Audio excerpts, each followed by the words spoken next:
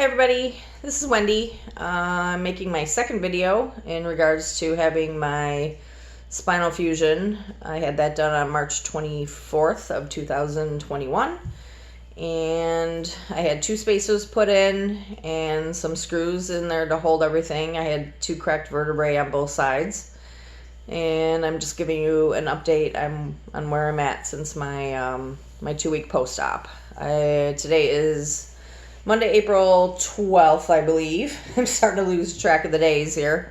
But I went last Wednesday for my 2-week follow-up. And at that point I was doing pretty well. Still having some pain, but each day the pain gets a little bit better. Just a little bit, but enough that I can tell I'm moving forward. So I went in to see the PA, and she said everything looked good. My incisions look good.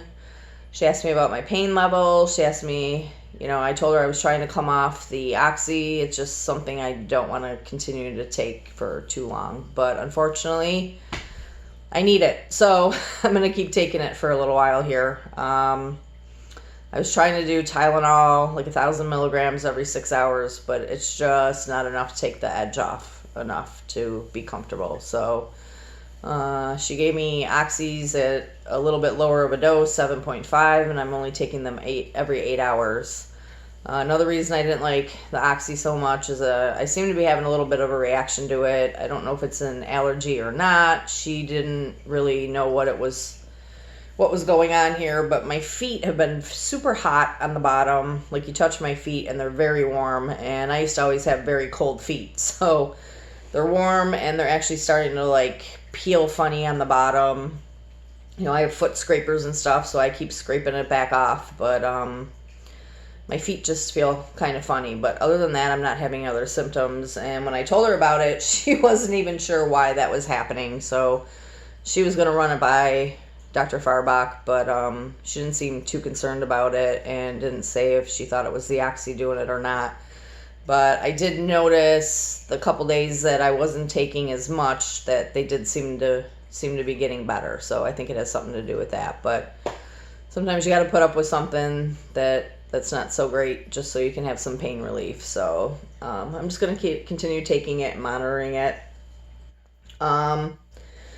So I had a really good day that day. It was my first time out, and my mom's here visiting from Florida. She's been taking care of me and helping out around the house and stuff. So she drove me to my doctor's appointment, and that was my first time in a car since I came home. So between that, I came home. It's beautiful here in Western New York lately. We've been having a couple 80-degree days, which is pretty rare in the beginning of April. So I've been taking advantage of that and sitting outside and being just a little bit more active. So we came home, and I was doing a few things, moving around a lot.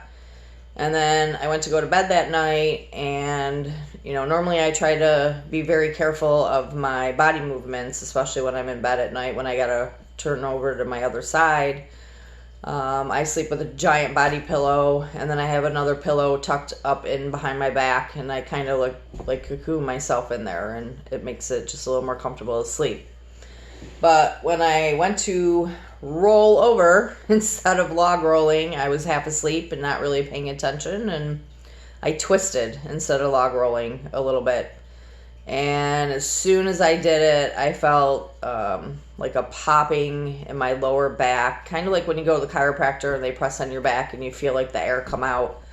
That's what it felt like. Immediately had some pain after that. I wasn't really sure what I did. It was pulling on my left side, kind of in the lower area, down by my butt there, but I didn't sleep well. The pain was good enough that I couldn't really lay down and be comfortable, so I was up and down all night.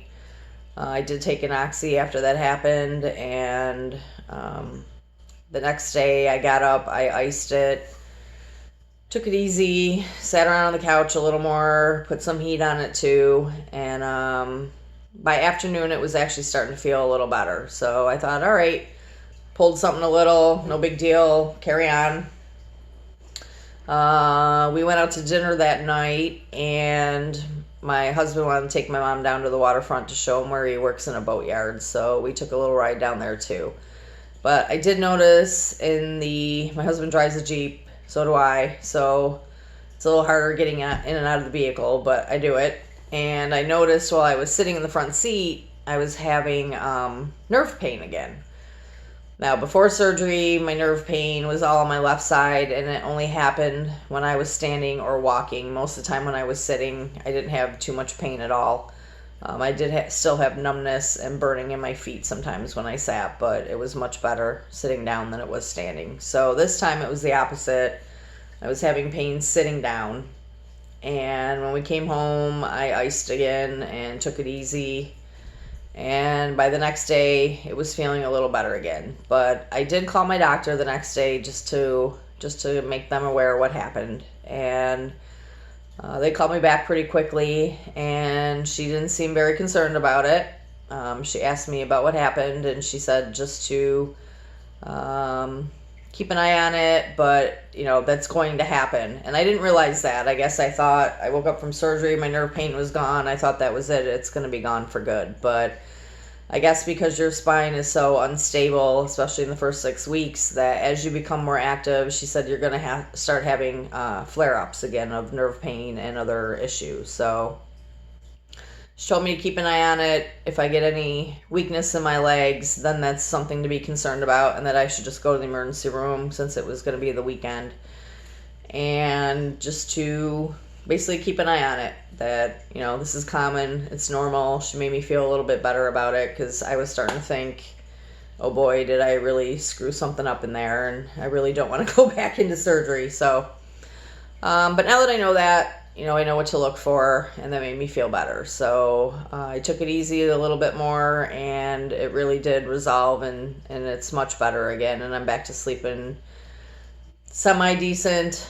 For some reason, I keep waking up every 2 hours. I wake up pretty sweaty, and I think it has something to do with the medications I'm taking. So it doesn't help that my husband rolls around and snores either. So that's about where I'm at. I did go for a walk on Friday after the pain had resolved and I was feeling better. I keep seeing all these videos of people saying that they're out taking these gigantic walks, 2 to 3 weeks post-op. They're out walking 2 to 3 miles. And I thought that was just normal, and, I should be doing the same thing. So I've taken a few walks here and there, about, maybe half a mile, quarter a mile. But Friday I was feeling good. It was nice out, and I thought, I'm going to push myself just a little bit and see how far I can get. So I put an app on my phone to keep track of how much I'm walking, how many steps I'm taking, and I went out for the walk by myself and made it 1.5 miles. However, that last half a mile was pretty rough. So I was at the end of my street, and I had to get all the way back home, so I had no choice but to continue walking to get back home. And my brother lives halfway in between where I was and my house, so that was actually nice, because I stopped at my brother's and just rested for 20 minutes. It did start raining at that point too, a little bit, so I got out of the rain and just took it easy for 20 minutes and let everything kind of calm down. And then I put my earphones back in and trudged back home. So by the time I got home, it hurt pretty good. Not severely, but I was definitely achy and uncomfortable. So I iced it, and then just took it easy for the rest of the night. But it felt really good. I mean, the walking does feel good, especially now that I can do it without the nerve pain. It's quite a difference. So, but my advice to everybody out there, don't think you're Superman or Superwoman and you're just going to go out and pound out 2 to 3 miles. I mean, I really don't think that's a good expectation to have right now. You have to remember you're recovering from major surgery, and the first 6 weeks are the most critical time for your spine to start healing properly, and you really want to get a good fusion. So my advice is don't push yourself that much. Yes, be active, walking is the best thing you can do for yourself, but you don't need to kill it every time you go out. So I would say start out slowly and work yourself up to that. Before surgery, I didn't have much stamina.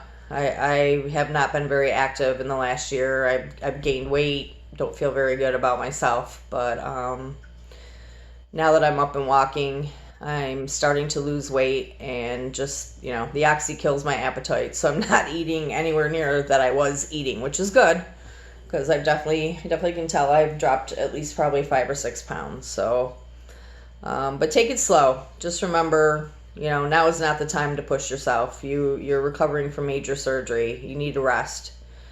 And, that's the best advice I can give anybody, is to just take it easy. And just keep an eye on your movements. Remember, don't twist, don't bend, don't lift. It's hard. I mean, as you start to feel better, you want to do a little bit more. And, I'm sure a lot of you out there are like me. You're very used to being an independent person, and you don't like to have to rely on anybody to do stuff for you. And that gets a little tough. I mean, my 70-year-old mom's here helping me, and I'm sitting here watching her clean my house, and I feel bad. But I shouldn't. She's very capable of doing it for me right now. So you just got to sometimes just sit back and let people help you out and do what they need to do for you. So I'll try to give another update in about a month. I go for my 6-week post-op visit May 5th, so I will update you then. All right, take care. Have a good day.